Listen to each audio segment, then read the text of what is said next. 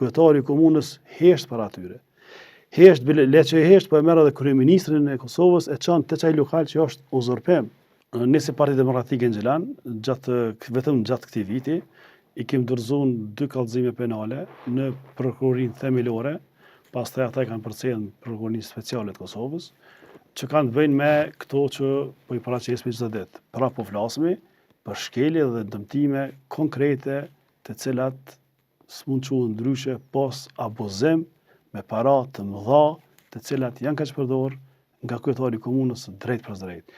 Ne kemi shumë raste, por disa po i përmendi kështu si për mbledhje. Punësimi është degradu, punësimet familjare, dhe ato i shkaktojnë humbje Gjilanit 700.000 euro në vit.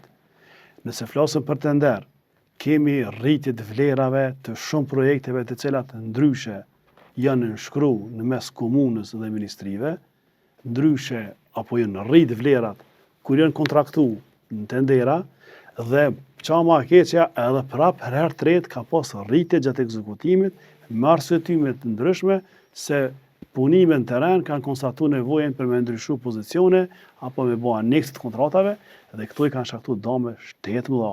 Po flasim për një vendimarrje në urbanizëm, po flasim një gjendje vërtet shqetësuese. Jo vetëm për mungesën e planit zhvillimor komunal, jo vetëm për ndërtimet pa leje, jo vetëm për tekalimet e ndërtimeve pa leje, po qa ma keqja edhe tentimet që kanë ndodhur mujve të fundit përmes vendimeve në Kuvendin Komunal për me këmby pronat e komunës për ndërtime të larta, të gjitha lidhen me familjarët e këtyre që po udhëheqen me Gjilanin. Edhe një hap ma keq, uzurpimet e pronës publike po ndodhin me të madhe nga të gjithë ata që kanë lidhjet në ngushtë në pushtetin.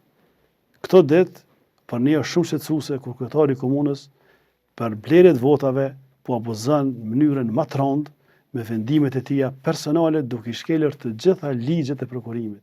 Kemi rastin e dhënies në shfrytëzim pa asnjë procedurë për vendosjen e reklamave në trotuarët e Gjilanit, ku rrezikohet kalimi edhe i këmbësorëve kur del prej anës në anën tjetër, për shkak se edhe aq afër i kanë vendosur vetë kalimit të këmbësorëve ato city lighta e ato marketinge që i publikojnë atë, krejt ndërlidhen me një person që ka hyrë listë asamblesë, ka hyrë listë të vendosjes për asamble komunale.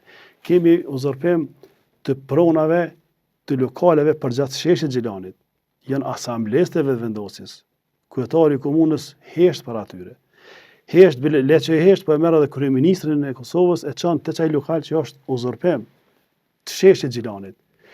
Qa ma keqja, një familjar shumë i afërt i kryetarit të komunës ka uzurpu lokal me 10 metra katror të hyrit banesave në vlerë për 300.000 euro e që është objekt dhe lokal që ndodh përballë detyrisë inspeksionit. Kryetari hesht sepse ka shumë të afërt. Edhe qa ma keqja edhe kjo fundit për me rëmbullaksu këtë pikë, ka pas denoncues që është në listë për asamble komunale dhe vendosjes, që ka shku të kryetari ka lajmëruar që po uzurpohet prona publike banesore ku shfrytëzohet hyrja.